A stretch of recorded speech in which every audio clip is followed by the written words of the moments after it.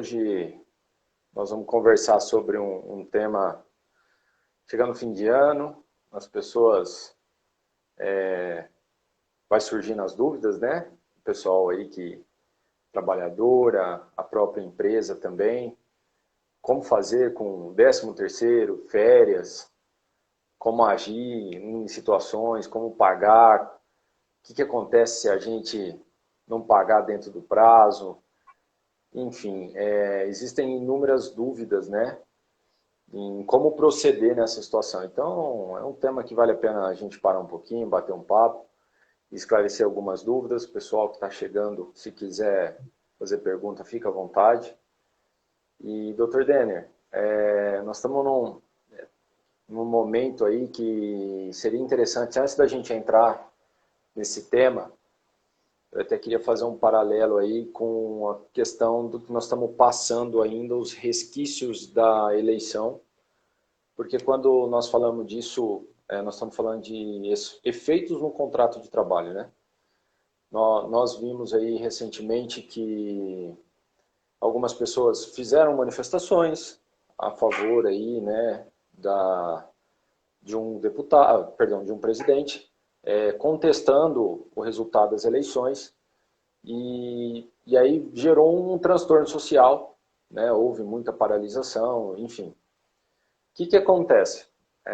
Poucas pessoas sabem, mas a gente precisa distinguir algumas coisas. Todo mundo é livre para fazer manifestação, todo mundo tem o direito de se reunir para reivindicar aquilo que ela entende que é certo e que é errado. Isso não se põe em questão.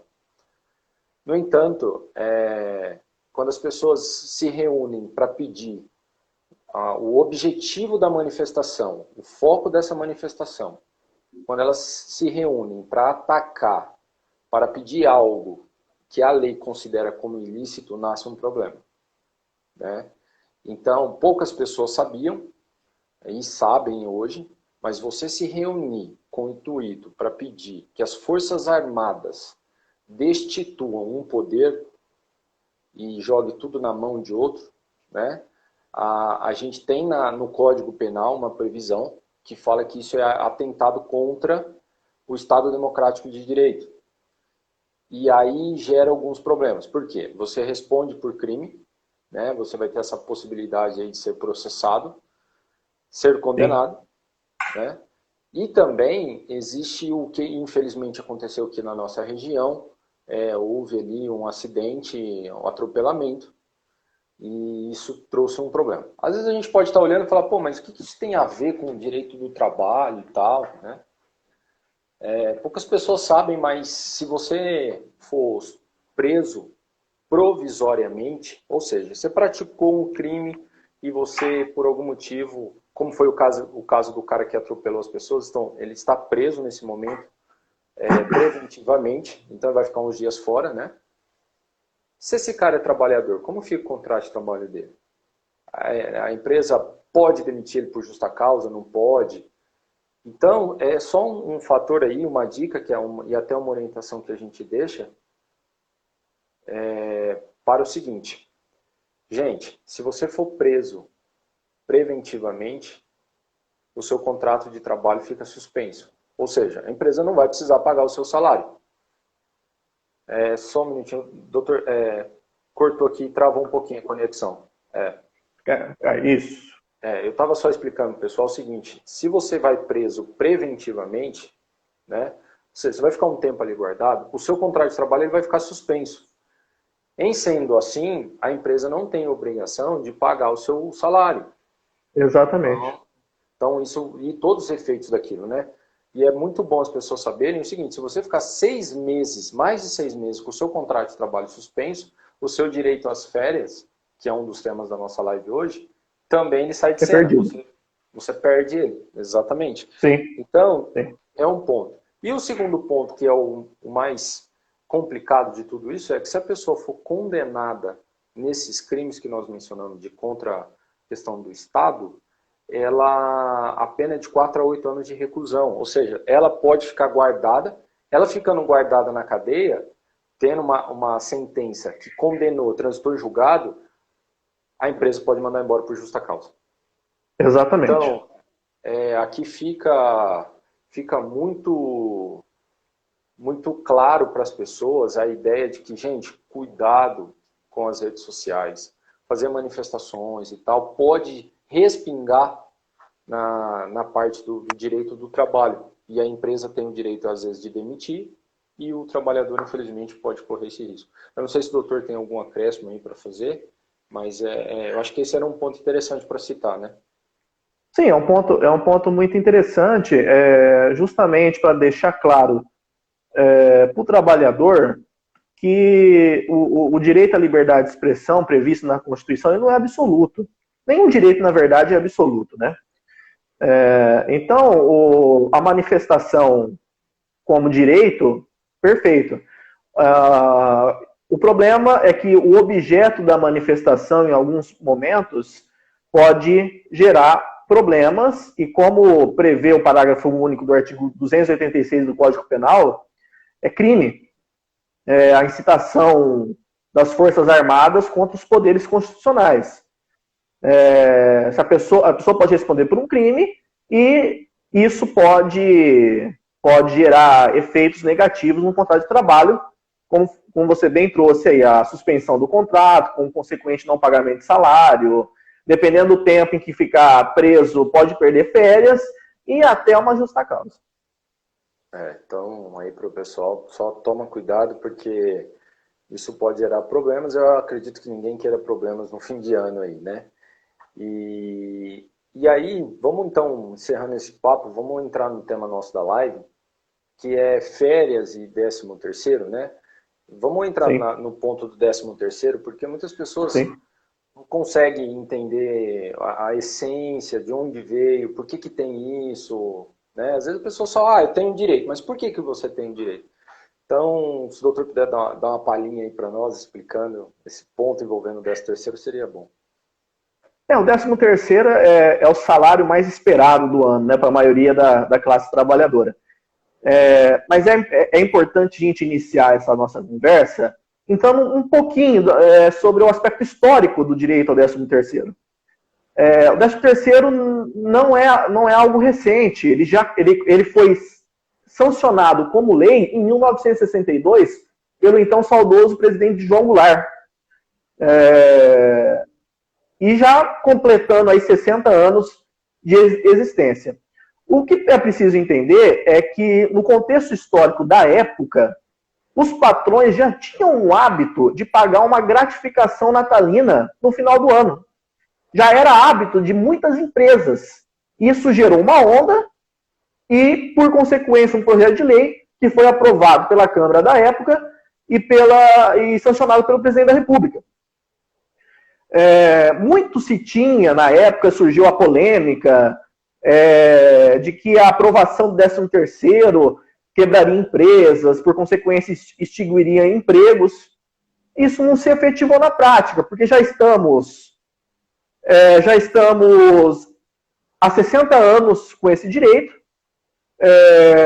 O recebimento do 13º, além de ser um desafogo para o trabalhador, ele é usado, na verdade, como uma ferramenta de impulsionamento da economia, garantindo volumes grandes de venda, tanto na esfera industrial como na esfera comercial, né? Só um dado interessante aqui, que em 2021, o 13º, isso são dados do Diese, injetou na economia a monta de 232 bilhões de reais. Então, é um instrumento que, além de não ter efeito nenhum na manutenção das atividades da empresa, ainda ajuda na economia. Foi uma coisa que deu certo e já faz 6 décadas que estamos com isso em vigor. É importante destacar também que o Brasil não é o único país que tem algo semelhante a um 13º. Países como Portugal, México, Argentina, Uruguai, Espanha e Itália, eles também têm na sua legislação trabalhista uma verba semelhante ao que nós chamamos aqui de 13º. Né? Passado um pouquinho desse contexto histórico, vamos para os requisitos, né? Quando que eu posso receber? De que forma eu posso receber? Quais são as consequências da empresa não fazer o pagamento desse 13º, né? Bom, o 13º ele já vem há algum tempo podendo ser pago em 2 parcelas. A primeira até o dia 30 de novembro e a segunda até o dia 20 de dezembro, né? O 13º ele pode ser pago mesmo de forma proporcional na extinção do contrato de trabalho. Se a pessoa não completou 1 ano de casa, ela pode receber a verba de forma proporcional quando da extinção do contrato, exceto em caso de justa causa, onde a pessoa não recebe o 13º. A base de cálculo para o 13º salário é o salário bruto do empregado, né? Se a data limite para o pagamento do 13º cair em dia não útil, é importante essa informação, a empresa deve antecipar o dia anterior, primeiro dia anterior útil, né? Se não fizer, está sujeito à multa. A mesma multa que é aplicado em casos de não pagamento do 13º. O patrão não pagou o 13º. Ele pode ser multado administrativamente, ele pode receber uma reclamação trabalhista, o empregado pode pleitear esses valores na Justiça do Trabalho e até uma denúncia junto ao Ministério Público do Trabalho, né? Em situações mais extremas, pode gerar a rescisão indireta do contrato de trabalho. Por quê? Porque o trabalhador está esperando essa verba, seja para fazer compras, seja para viajar, etc. Para seja para organizar a própria vida, né? As dívidas. Então, a falta do pagamento do 13º gera um impacto social na vida do trabalhador que pode, sim, gerar, na minha opinião, uma rescisão indireta do contrato de trabalho por descumprimento do contrato. Só uma pontuação dentro de que você comentou. Normalmente, a gente se depara com pessoas que estão trabalhando e o empregador não pagou dia 30 de novembro e no dia 2 ele já quer entrar com a ação, já quer rescindir. Uhum. E aí, aqui nesse ponto, eu tenho uma outra visão. É o seguinte, quando nós falamos do 13º, penso eu que um único atraso, 1 ano, se a pessoa, então, chegou em dezembro, o patrão não pagou. Por algum motivo, a empresa está passando dificuldade e tal, e ele vai pagar somente em janeiro ou fevereiro, penso eu que nesse contexto pontual, não gera rescisão de contrato de trabalho, tendo em vista que, quando a gente fala de rescisão de contrato de trabalho, é uma medida muito grave.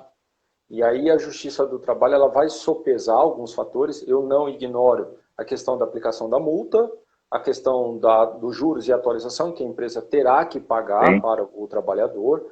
Né? As penalidades administrativas, elas existirão, e isso não se discute.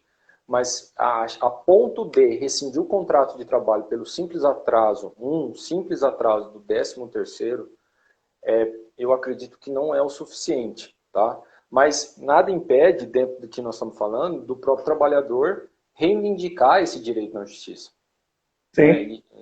Isso tem muito caso do trabalhador que não recebeu. Eu posso ir lá e cobrar o 13º?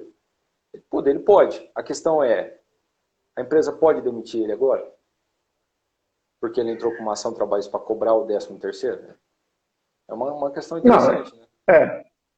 A demissão porque ele entrou com uma reclamação trabalhista, seja para pedir 13º ou qualquer outra verba, pode caracterizar uma dispensa discriminatória, né, e gerar aí até uma indenização em prol do trabalhador. Né? É claro que nessa questão que a gente está falando do atraso do 13º e a relação disso com rescisão indireta, deve-se haver uma proporcionalidade, uma razoabilidade. O conselho que eu dou, se o atraso é mínimo, tenta, de forma amigável, resolver com o RH. Né? Agora, se o 13º, o atraso se estende por meses aí, eu já vejo uma possibilidade de rescisão indireta, assim, na minha opinião. Certo. Você ia comentar uma outra coisa? Você estava falando, tem a continuidade depois da rescisão indireta. A gente tinha comentado alguma coisa? Você ia dar continuidade, é que eu acabei te interrompendo.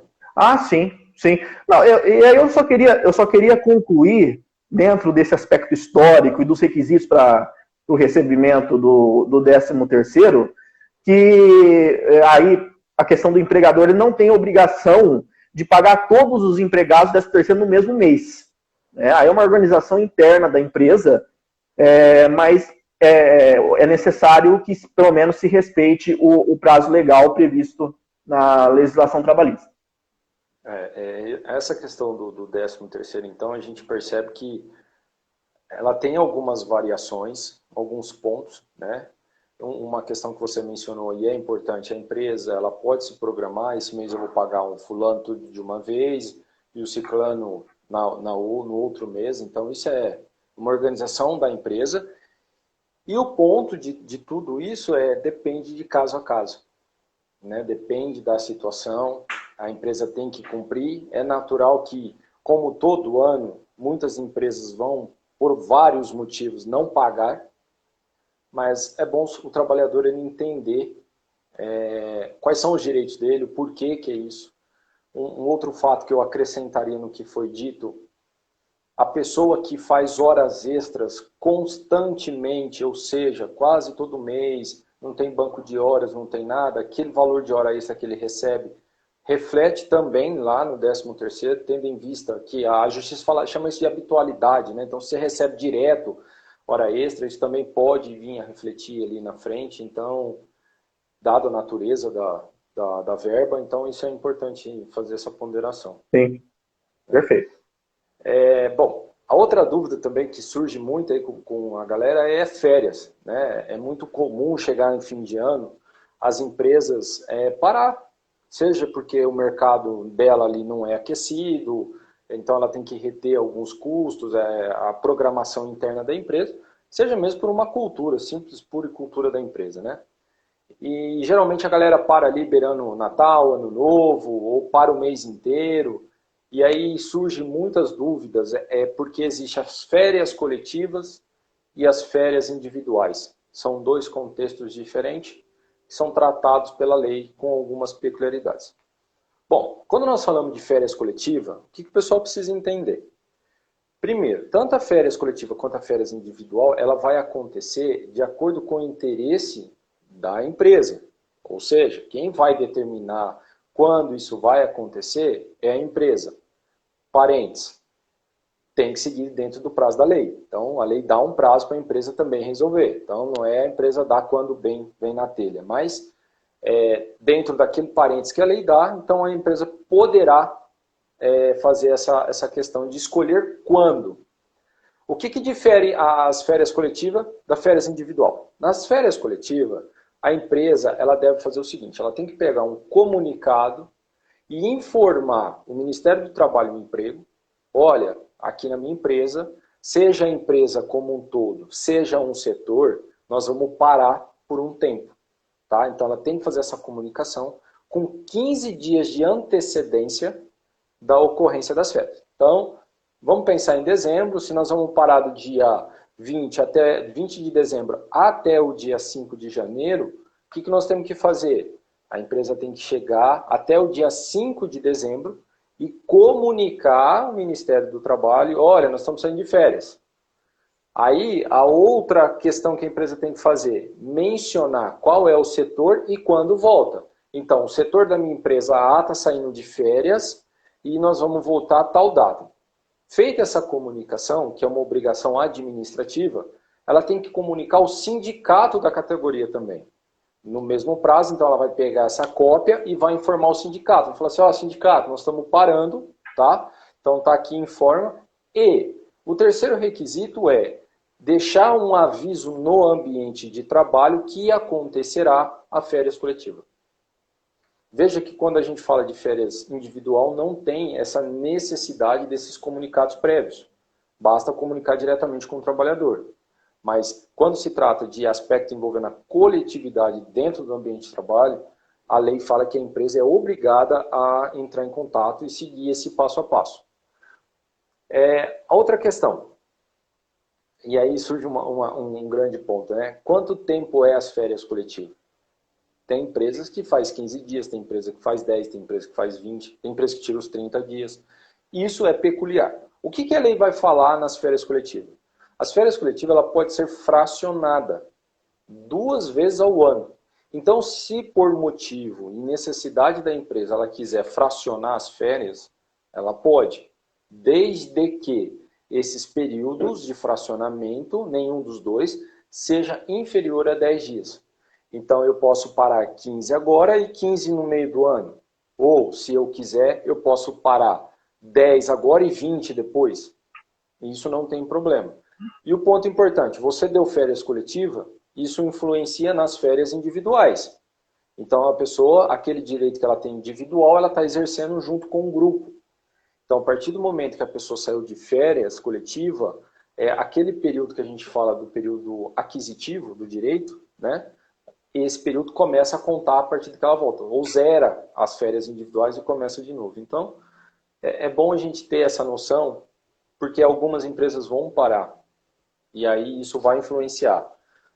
Se você sair de férias 20 dias, você vai receber 20 dias e vai receber 1/3 proporcional aos 20 dias. Não é os 30 dias, é os 20 dias. Então, o 1/3 ele sempre acompanha a quantidade de dias que você vai ficar paralisado.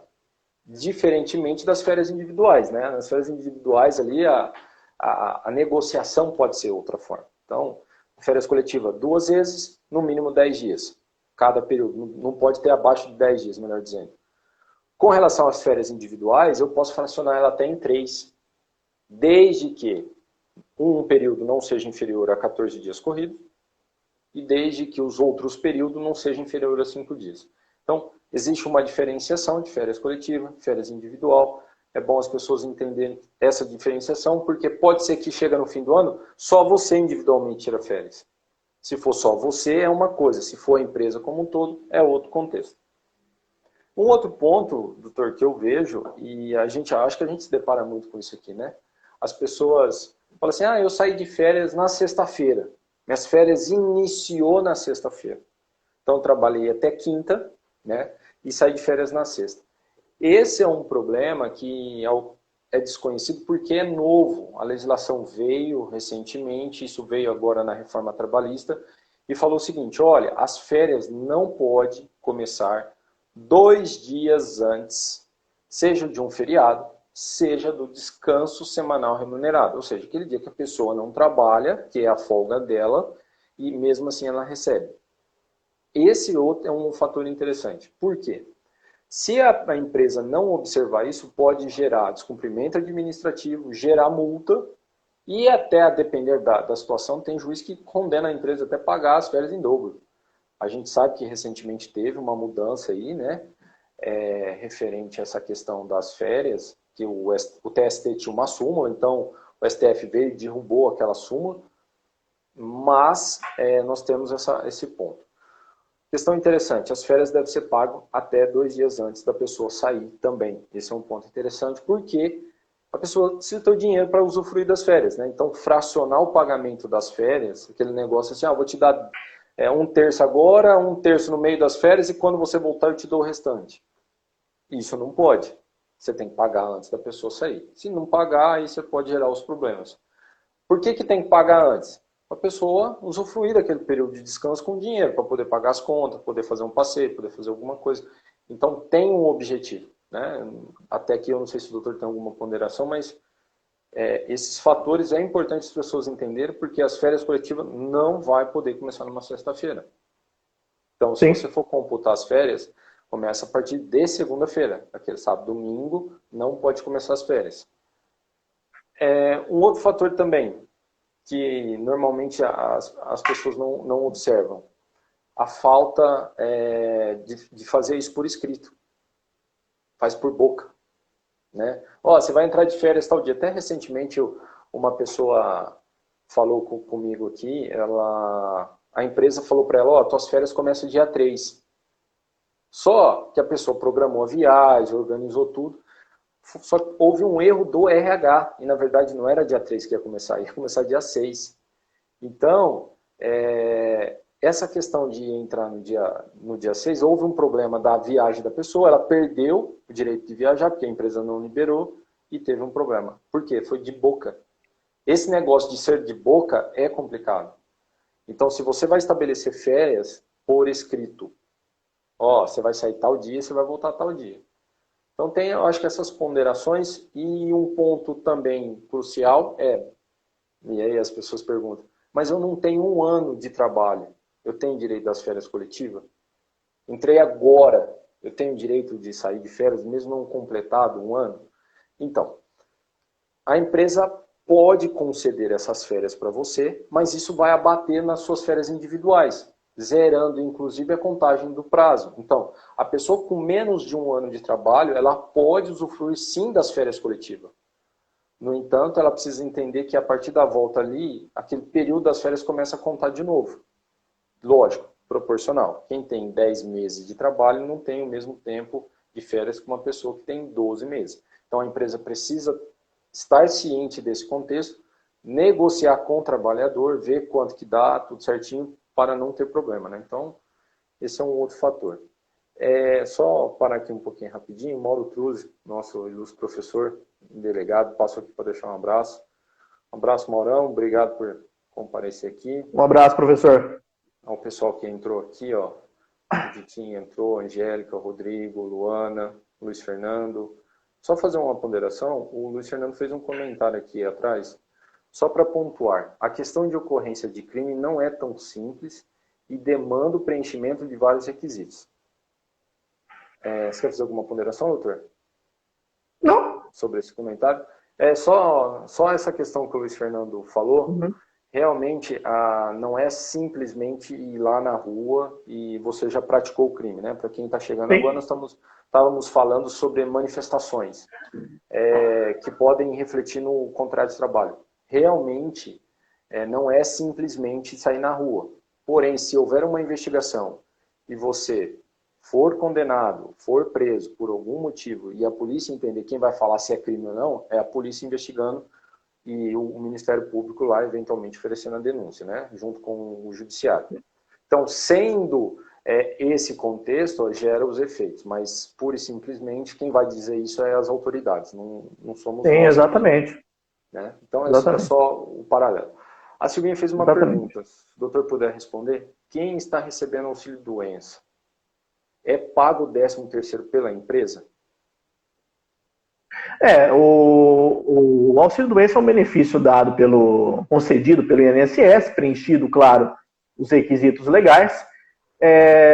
Já respondendo a pergunta dela, nos 15 primeiros dias de afastamento em razão do auxílio, o contrato de trabalho ainda está produzindo efeitos. A partir do 16º dia, o contrato de trabalho ele se suspende. Suspendendo o contrato de trabalho, por consequência, a empresa não teria obrigação de pagar o benefício ou melhor, o 13º salário. Então, o pessoal que está recebendo, deixa eu ver, Bruna que passou, Ale Carmona, Silvinha aqui, pessoal, André Servan, Daniel, a gente agradece a todos aí que passaram por aqui nesse bate-papo. O Fernando até brincou que não há espaço para explicar, Xandão investigará. Infelizmente, existe ativismo judicial, né, e a gente não ignora. A gente que lida com isso, a gente sabe como que é. Só não pode polarizar, sair presumindo que sempre haverá, mas existe, sim, decisões que são absurdas, em que o Poder Judiciário tenta legislar, e isso ninguém nega. A gente que lida com isso, a gente sabe como que é. E, pessoal, então, basicamente, sobre os direitos envolvendo aqui, direito de trabalho, férias, 13º, isso, são as ponderações. Se vocês tiverem alguma dúvida, vocês podem conversar com a gente, tá? Chamar ali no inbox, trocar uma ideia. A gente espera que você consiga entender. E um ponto, só antes da gente encerrar, doutor Denner, que também acostuma se a empresa não dar férias para a galera, gera rescisão do contrato, gera direito de indenização. Acho que até, inclusive, uma vez você comentou aqui, né, numa das lives, né? Nós tivemos uma notícia, salvo o melhor juízo, em março desse ano, que uma pessoa que ficou 17 anos sem ter férias recebeu indenização por dano moral em virtude da questão do dano existencial. Pincelando aqui. O dano existencial é um ato ilícito da empresa que afeta a convivência do trabalhador com a família, afeta o lazer, enfim, afeta aqueles direitos que o trabalhador tem fora da empresa, né? De convivência, de lazer, enfim. Então, a empresa, na época, ficou 17 anos aí sem dar férias e foi condenado por dano moral, ao meu ver, de forma acertada, porque além de tirar a convivência, tira o direito da pessoa ao descanso, direito mínimo da pessoa a descansar, né? Uma pessoa que não descansa, ela certamente não vai produzir da mesma forma, né? E no final das contas, além do trabalhador, a empresa também vai sair prejudicada. Agora, a não concessão de férias, eu também acredito que, sendo um descumprimento do contrato de trabalho, observado, claro, questões de razoabilidade, proporcionalidade, que a gente falou anteriormente sobre o 13º, pode sim ocasionar a rescisão indireta do contrato de trabalho. Até um ponto aqui sobre essa questão das férias, para a gente ir caminhando para o final. Existem algumas empresas que pagam todos os direitos do trabalhador por transferência bancária, né? E aí chega nas férias, ela tende a querer dar uma burlada, faz a pessoa assinar um recibo, mas não transfere o dinheiro.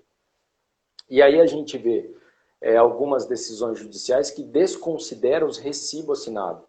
Então, se você faz o pagamento das férias, todos os direitos do seu trabalhador via transferência bancária e tenta fazer dessa forma, dar uma burladinha ali, assina aqui e não paga a pessoa, como a gente vê que isso é corriqueiro, a Justiça do Trabalho ela desconsidera esses recibos. Então tem que tomar cuidado aí quem tem as práticas, né? Porque a Justiça fala, você sempre pagou o cara por transferência bancária, por que as férias você está pagando em dinheiro, em espécie, né? E aí gera toda uma problemática. Então fica uma outra dica aí para a galera que faz pagamento via transferência bancária. A Silvia perguntou, quem é contratado sob o contrato de experiência, recebe o 13º? Pode responder, doutor. Não, pois não, Roberto, você ia responder. Pois não. Não, fica à vontade, esse é o teu tema aí, manda bala. Vou deixar você, esse rojão. Sobre o contratado sobre o contrato de experiência, vai ter direito sim ao 13º salário. Claro, se o contrato se rescindir pós o período de experiência, vai ser pago de forma proporcional. O que a gente pode destacar aqui é que a partir do momento em que o trabalhador está há 15 dias exercendo as atividades dentro da empresa, ele já tem direito a receber o 13º, no mínimo de forma proporcional. Esse é o ponto. Trabalhou 15 dias, adquire o direito. Então, se o cara trabalhou 20 dias num contrato de experiência, na hora se a empresa resolver demiti-lo, tem que pagar o 13º dele ali. Então, é muito, muito boa essa ponderação. Até 14 dias, a lei não dá esse direito, tanto para férias quanto para 13º. Então, tem essa ponderação para ficar atento.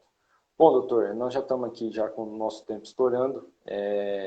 Eu agradeço, né, essa oportunidade novamente dessa live. Na live a gente tem a oportunidade de aprender um pouquinho com cada um, levar um pouco de conhecimento para a galera aí. E muito obrigado, né, por mais esse bate-papo. Muito obrigado, Roberto. Muito obrigado aos nossos ouvintes aí, né? Obrigado, galera, que passou aqui. E daqui 15 dias a gente volta de novo com novos temas. Se vocês quiserem, tiverem alguma indicação, fique à vontade para enviar. Procure a gente e nós vamos conversando sobre isso nas lives, tá bom? Um abraço e todos tenham um bom dia e uma boa tarde já, né? Um abraço, boa tarde. Até mais, tchau.